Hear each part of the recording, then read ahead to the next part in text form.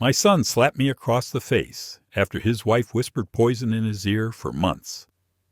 The sound echoed through that kitchen like a door slamming shut on 47 years of fatherhood. I raised Holden from scraped knees to college graduation, held him through nightmares, taught him to drive, walked him down the aisle. When his mother died, I moved into their guest house to help with groceries and watch little Scout after school. $800 a month I contributed, plus free childcare, plus a grandfather's love. But Scarlett saw me as a problem to eliminate, and she succeeded. I am Atticus Whitmore, 73 years old, retired bookstore owner, widower for 4 years now, father to one son who I thought loved me until the day he chose his wife's lies over my truth. The guest house behind Holden and Scarlett's home became my sanctuary after Margaret died. A small space with a kitchenette and a reading chair by the window. Close enough to help. Far enough to give them privacy. Or so I believed. Those first months felt like a gift. Scout would burst through my door after school, backpack flying, eyes bright with the day's adventures. 9 years old and hungry for stories. Oh, we'd sit together on the porch swing, reading chapter books until dinner time. She loved the sad parts. Always asked for the sad parts. Holden seemed grateful then. His job at the tech company demanded long hours. Scarlett worked real estate, showing houses on weekends. Having me there meant Scout wasn't alone. Meant someone could drive her to piano lessons. Meant family dinners happened more often. I contributed what I could. $800 from my pension every month. Not much, but enough to help with the mortgage. The grocery runs were my idea.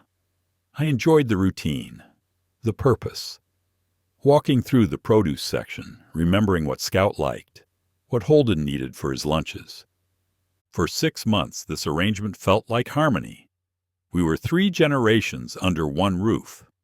Connected, but independent. I helped Scout with homework while Scarlett prepared dinner.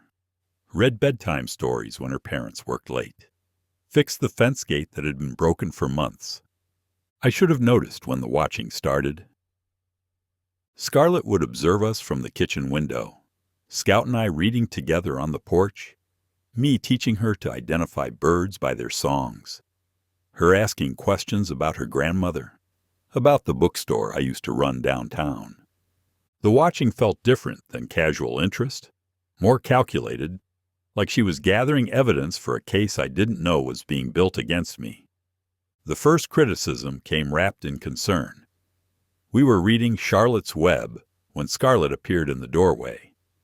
Scout had just asked why Charlotte had to die. Why the good characters always seemed to sacrifice themselves for others. Dad, don't you think some of these books are a little heavy for a 9-year-old? Scarlett's voice carried that particular tone. Sweet on the surface, sharp underneath. I looked at Scout, who was clutching the book like a treasure. She's curious about life, about how stories work. But she's been having nightmares about death, about loss. Scout hadn't mentioned nightmares to me, but I wasn't her parent. I closed the book, put it aside, chose something lighter for the next day. The second criticism came a week later. Scout had questioned why she couldn't have dessert before dinner. Simple childhood testing of boundaries, normal behavior. She's becoming defiant, Scarlett told Holden within my hearing. Ever since Dad's been reading her all those books about characters who rebel against authority. I wanted to explain that questioning wasn't defiance, that curiosity wasn't rebellion, that every book Scout and I read together was carefully chosen, age-appropriate, designed to expand her world rather than confuse it. Instead, I said nothing. Hoped the tension would pass. The third criticism targeted my stories about Margaret. Scout loved hearing about her grandmother, the woman who had raised Holden, who had helped me run the bookstore, who had died too young to meet her granddaughter. "You're making her obsessed with the past," Scarlett said during a family dinner. "She talks about Grandma Margaret like she knew her personally." "Memory is important," I replied carefully. "Family history matters." But she's living in fantasies instead of focusing on her real life, her real family. Holden nodded along. My son, who had begged for these same stories as a child, who had asked me to tell him about his mother's laugh, her terrible cooking, her fierce love for books and learning. The fourth criticism was financial. Scarlett mentioned it casually, but I heard the calculation behind her words. "The guest house needs repairs, new plumbing, updated electrical. It's becoming expensive to maintain." I offered to pay for the repairs, had some savings set aside. But Scarlett shook her head, said it wasn't about money, said it was about whether the arrangement was working for everyone. I began to understand that my $800 monthly, my grocery runs, my child care help had been reframed. I wasn't contributing to the household. I was costing them money, taking up space, creating problems that didn't exist before I moved in. The fifth criticism came after Scout's parent-teacher conference. Her teacher had mentioned that Scout was advanced for her age, reading above grade level, asking sophisticated questions about character motivation and plot structure. "She's becoming too serious," Scarlett announced. "Too adult. She should be playing with dolls, not analyzing literature." That night I heard them arguing through the thin walls. Scarlett's voice rising and falling in a rhythm I recognized. The same cadence she used when closing a difficult real estate deal. Persistent, persuasive, relentless. I couldn't make out every word, but I heard my name repeated, heard undermining and interference and inappropriate influence, heard Holden's voice growing quieter as hers grew more insistent. The morning after that argument, my son stopped saying good morning, stopped asking about my day, stopped including me in conversations about weekend plans or family decisions. I had become a problem to be solved rather than a father to be loved. The guest house began to feel less like sanctuary and more like exile, close enough to see the family I was losing, far enough to understand I was no longer part of it. Scout still visited, but now Scarlett supervised our time together. Educational books only. No more discussions about life's complexities. No more questions about her grandmother. I watched my granddaughter's curiosity dim, watched her stop asking the questions that had made our reading time special, watched her learn to be careful around the adults who were supposed to encourage her growth. 3 months of this slow erosion. 3 months of watching Scarlett systematically dismantle the relationship I thought I was building with my son's family. 3 months of hoping that love would be enough to weather whatever storm was gathering around us. I was wrong. By January, Scarlett had perfected her campaign. Each criticism delivered with surgical precision. Each complaint wrapped in maternal concern. She had a gift for making cruelty sound reasonable. The morning routine changed first. No more shared coffee in the kitchen. No more casual conversations about the weather or Scout school plans. Holden would grab his travel mug and leave without acknowledgement. I became invisible in my own son's life. Scout noticed the shift. Children always do. She would glance between the adults, trying to decode the tension that had settled over our family like fog. Her visits to the guest house became hesitant, apologetic, as if loving her grandfather had become something to feel guilty about. "Grandpa, why does Mama get upset when we read together?" she asked one afternoon. Her small hands clutched a picture book about friendship. Something safe, something Scarlett had approved. I told her that adults sometimes worry about things they don't need to worry about. That love expressed through books was still love, that her questions were gifts, not problems. But even as I spoke these reassurances, I could feel the foundation cracking beneath us. The financial pressure intensified. Scarlett began mentioning money constantly, the rising cost of everything, the strain on their budget, the guest house repairs that kept getting more expensive in her estimates. She never directly said I was a burden, never explicitly asked me to leave. Instead, she painted pictures of financial stress that somehow always circled back to the space I occupied, the resources I used, the complications I created simply by existing. Holden started looking at me differently, not with the warmth I had known for 47 years, but with the calculating gaze of someone solving a math problem. His father had become a variable in an equation that wasn't balancing. I offered to increase my monthly contribution, had some savings I could access, but Scarlett dismissed the suggestion with a wave of her hand, said it wasn't about money, said it was about what was best for everyone. The everyone in that sentence clearly didn't include me. Scout school reports became ammunition.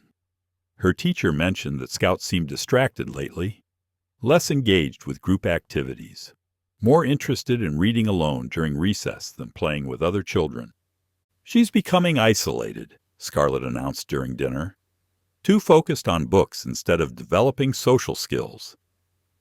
I wanted to point out that Scout had always been a thoughtful child, that reading was her way of understanding the world, that some children process life through stories rather than playground games. But my voice had been steadily diminished, my opinions reframed as interference, my love for Scout twisted into something harmful.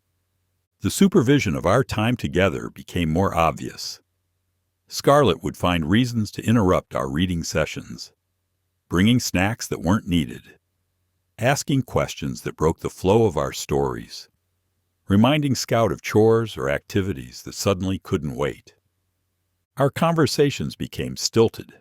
Scout learned to self-censor, to avoid asking the deeper questions that had made our relationship special, to choose safer topics that wouldn't trigger her mother's disapproval. I watched my granddaughter's natural curiosity being slowly suffocated, watched her learn to make herself smaller to avoid conflict, watched her become careful in ways that broke my heart. The breaking point came during a family gathering. Margaret's birthday would have been February 14th. I had planned a small remembrance, just sharing some stories about Scout's grandmother, maybe looking through old photo albums. Scout was excited, had been asking about her grandmother's favorite books, wanted to know about the woman who had shaped her father's love of learning. But Scarlett intervened, said the day should be about celebrating the living, not dwelling on the dead, said I was teaching Scout to be morbid, to focus on loss instead of the blessings in front of her. "She barely knew her grandmother," Scarlett said. "All these stories are just confusing her about who matters in her life now." Holden nodded. My son, who had grieved his mother's death for months, who had asked me to help him plan her memorial service, who had promised to keep her memory alive for his daughter. He nodded as if his mother's existence was now inconvenient, as if the woman who had raised him was a distraction from the life he was building. That night I heard them arguing again, but this time Holden's voice carried a different tone, less resistance, more agreement. Scarlett's months of patient persuasion had finally worn down his defenses. I couldn't make out specific words, but I heard the rhythm of a decision being made, the cadence of a conclusion being reached. The next morning, Holden knocked on my door. His expression was formal, distant, the face of a man who had chosen his wife's version of reality over his father's truth. "Dad, we need to talk about the living situation."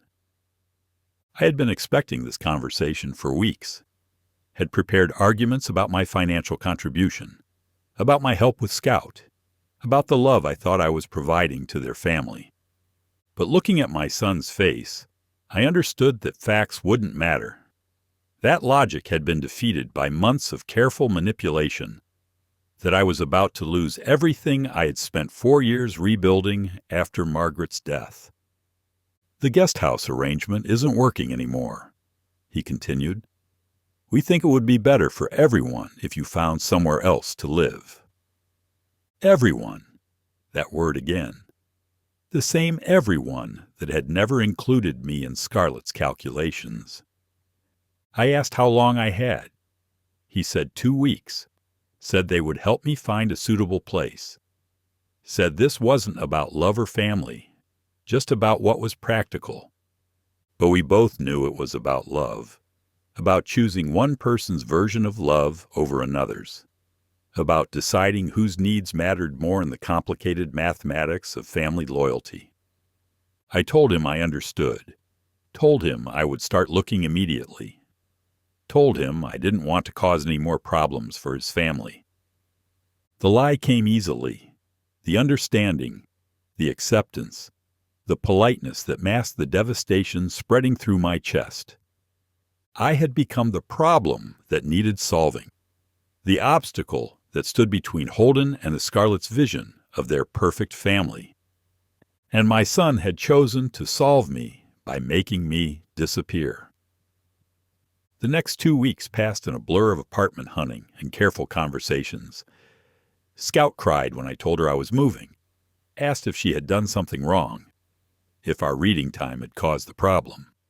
I assured her that love was never a problem, that our time together had been the best part of my days. That distance couldn't change the connection we had built through stories and questions and shared wonder.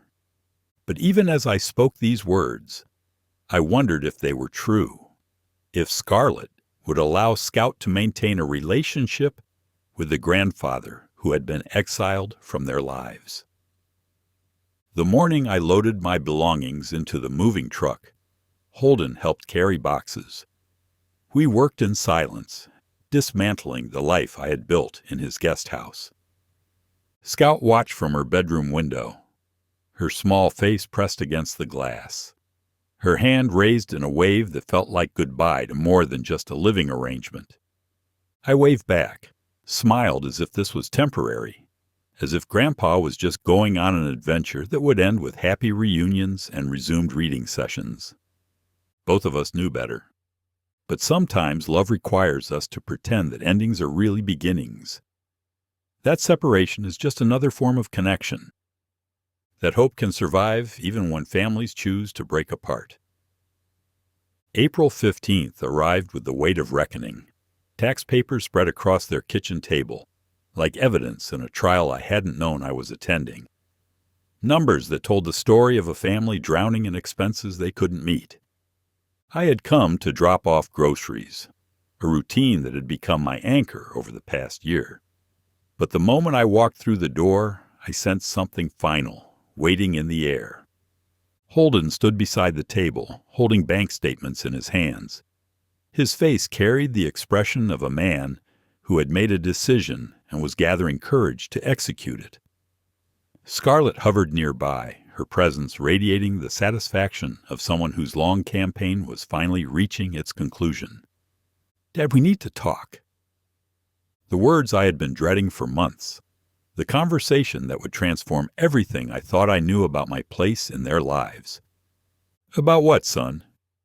"About this arrangement. About the money. About what's best for our family." He gestured to the papers spread before us.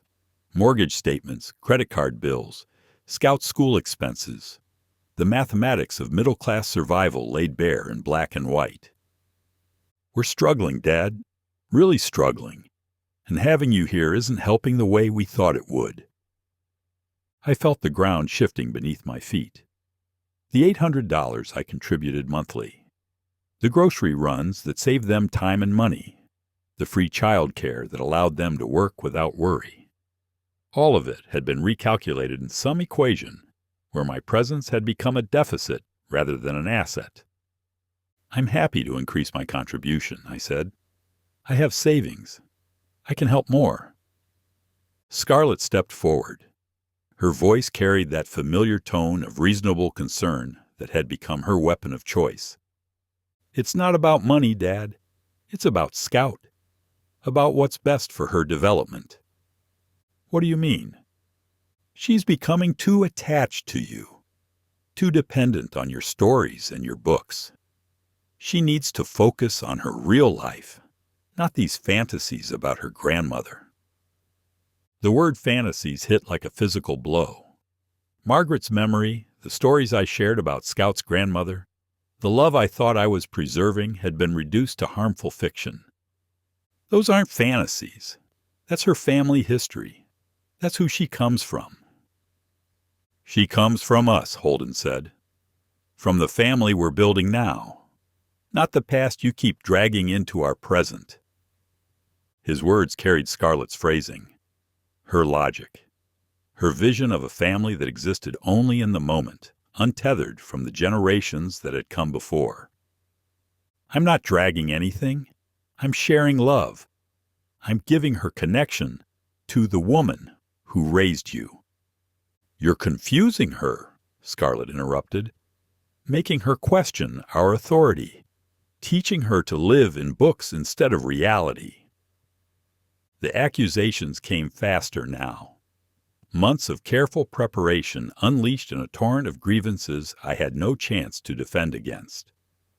I was undermining their parenting, making Scout too serious, too bookish, too questioning, creating financial strain they couldn't afford, taking up space they needed for their growing family. Each criticism felt rehearsed, polished, designed to justify a conclusion they had already reached. "You're turning our daughter against us," Holden said, "making her think we're somehow inadequate compared to this perfect grandmother she never even met." "I would never do that." "But you are doing it. Every story you tell. Every time you make us look small compared to Mom's memory." The pain in his voice was real, but it was pain that had been carefully cultivated by someone who understood how to weaponize a son's love for his deceased mother. "Holden, your mother would want Scout to know her, to understand the woman who shaped the man you became." "Don't tell me what Mom would want. You don't get to speak for her anymore." The finality in his voice stopped me cold. In Scarlett's version of our family story, even Margaret's memory belonged to her now. Even my wife's love for her granddaughter had been claimed and reinterpreted. "I think you should find somewhere else to live," he continued. "Soon. This arrangement isn't working for anyone. It's working for me. It's working for Scout. Scout will be fine. She's resilient. She'll adjust." But I knew better. Had seen how Scout's curiosity had dimmed under the weight of her mother's disapproval, how her questions had become more careful, how her natural wonder had been slowly suffocated by the need to avoid conflict. She needs stability. She needs family. She has family. She has us. We're her parents. We're enough. The conversation was spiraling towards something irreversible. I could feel the bonds of 47 years of fatherhood stretching to their breaking point. I tried once more, reached across the space between us, placed my hand on his shoulder the way I had when he was small and needed comfort. "Son, I love you. I love Scout. I love this family we built together. Don't let anyone convince you to throw that away." But my touch triggered something explosive, some final wire that Scarlett had been carefully fraying for months. Holden jerked away from my hand, his face twisted with an anger that seemed to come from somewhere deeper than our conversation, from some well of resentment that had been slowly filling while I wasn't paying attention. "Don't touch me. Don't call me son. Don't pretend this is about love when it's really about control." "Control? How am I controlling anything?" "You're controlling Scout's mind, filling her head with stories about a woman who has nothing to do with her life, making her think we're somehow lacking because we don't measure up to your perfect wife's memory. His words came faster now, years of buried frustration pouring out in a torrent that swept away everything I thought I knew about our relationship. You moved in here and took over, made yourself indispensable, made Scout love you more than she loves us, made us feel like strangers in our own home. That's not true. It is true. You know it's true. You've been competing with us for Scout's affection since the day you moved in. I looked at Scarlett, saw the satisfaction in her eyes, the victory of someone whose careful manipulation had finally borne fruit. I've been loving her. That's what grandfathers do. That's what family does. Number, what you've been doing is interfering, undermining, making us question every decision we make as parents.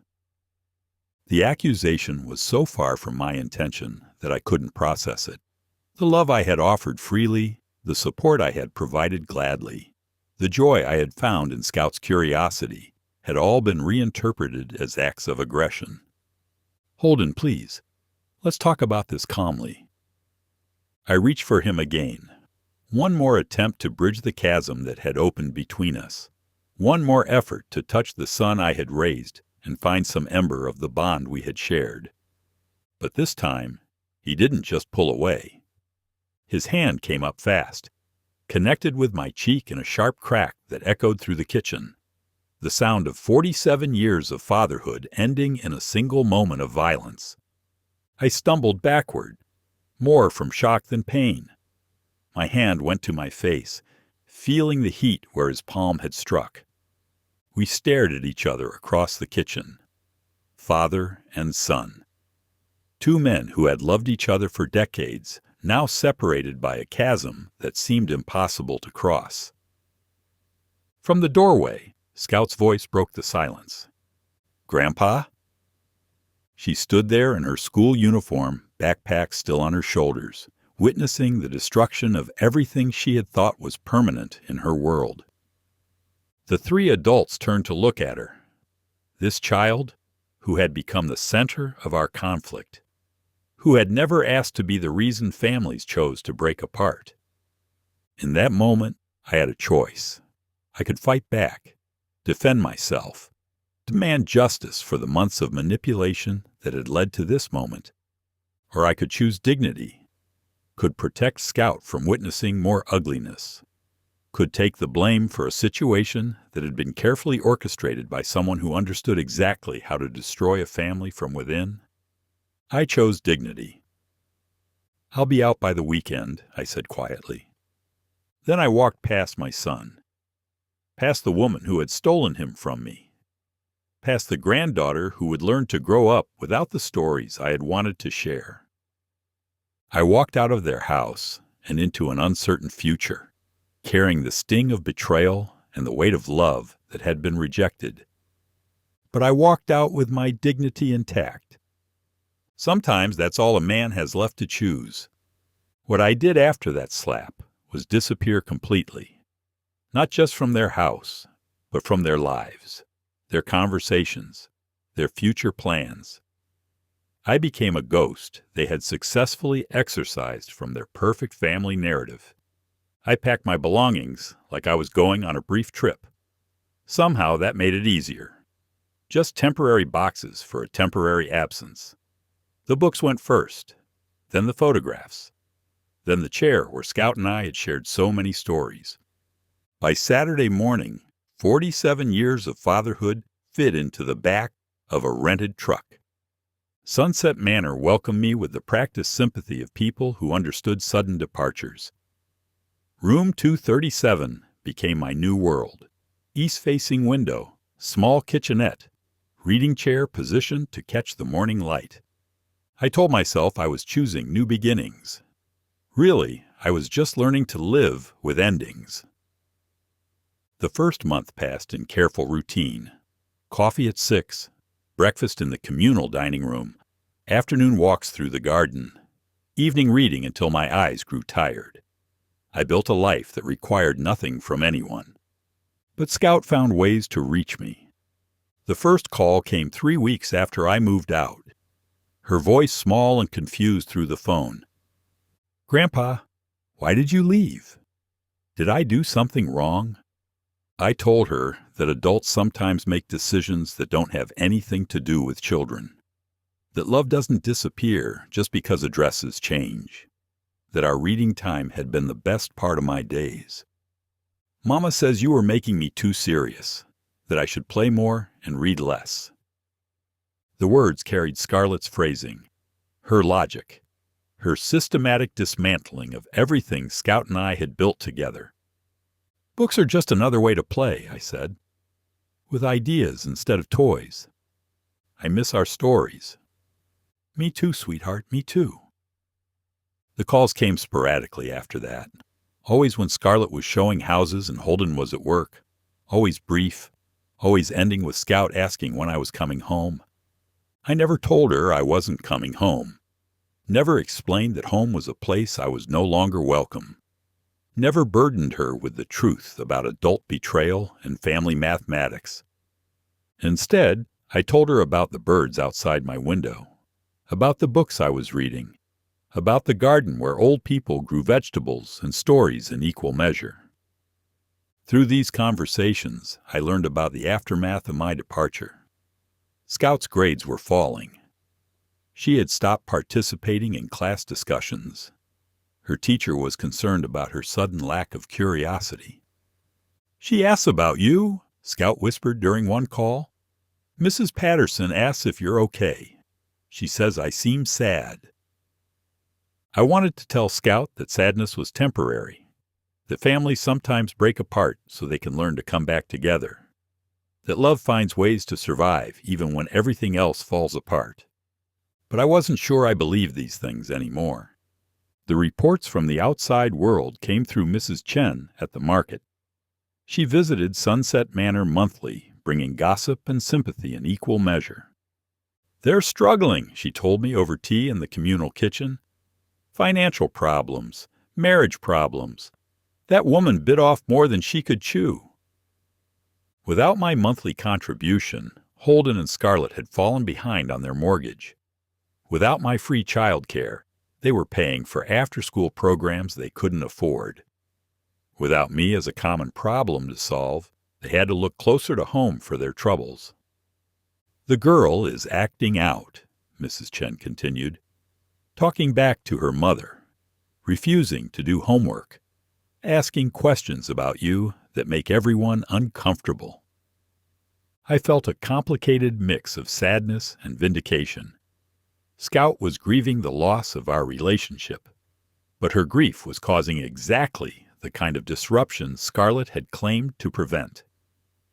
"Holden looks tired," Mrs. Chen added, "like he's carrying weight he didn't expect."